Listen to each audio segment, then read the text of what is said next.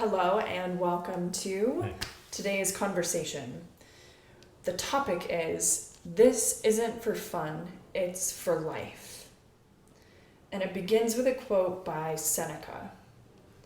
Philosophy isn't a parlor trick or made for show. It's not concerned with words, but with facts.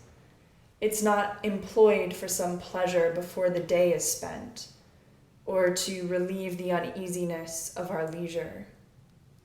It shapes and builds up the soul. It gives order to life, guides action, shows what should and shouldn't be done. It sits at the rudder steering our course as we vacillate in uncertainties. Without it, no one can live without fear or free from care.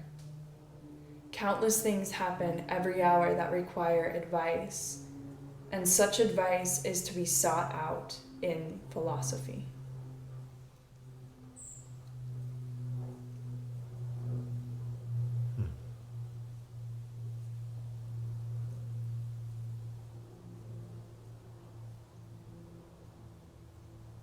I love that.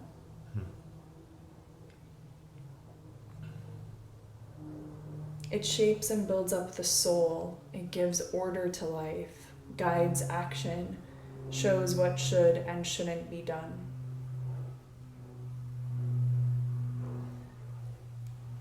I love that because in some traditions, it feels very cerebral and it feels very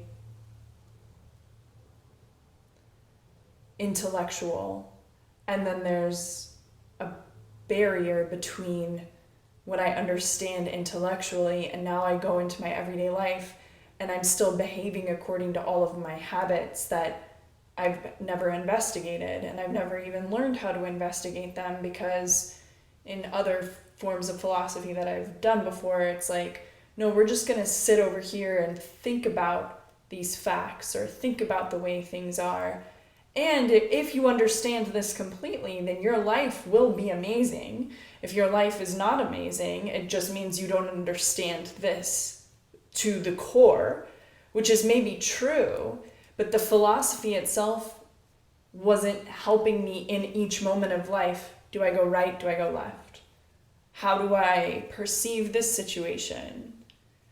And Stoicism has a lot more of that to it for me.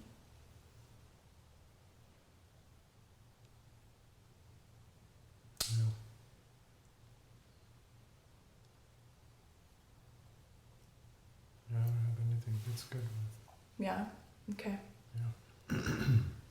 So let's do Ryan. He says, there is a story about Cato the Elder, whose great-grandson Cato the Younger became a towering figure in Roman life. One day, Cato witnessed a fine oration from Carneades, a skeptic philosopher, who waxed poetically on the importance of justice.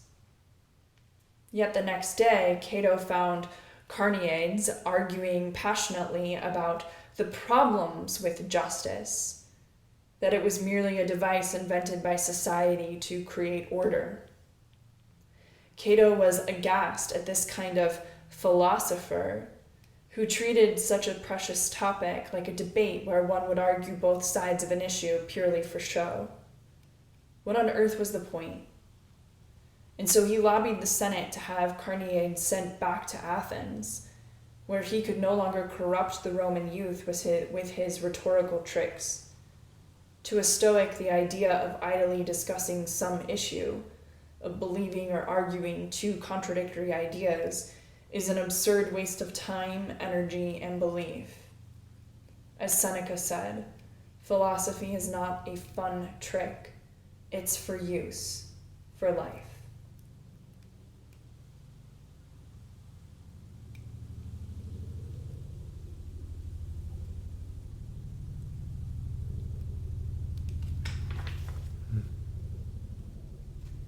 Anything there for you? Yeah, I guess it's obvious. Yeah.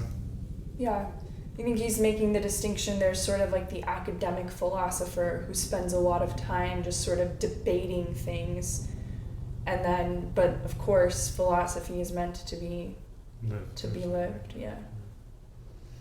Yeah. Cool beans. Nice, short and sweet. Awesome. We're gonna wrap it up there today. So thanks for tuning in, and we will see you See you here tomorrow. tomorrow.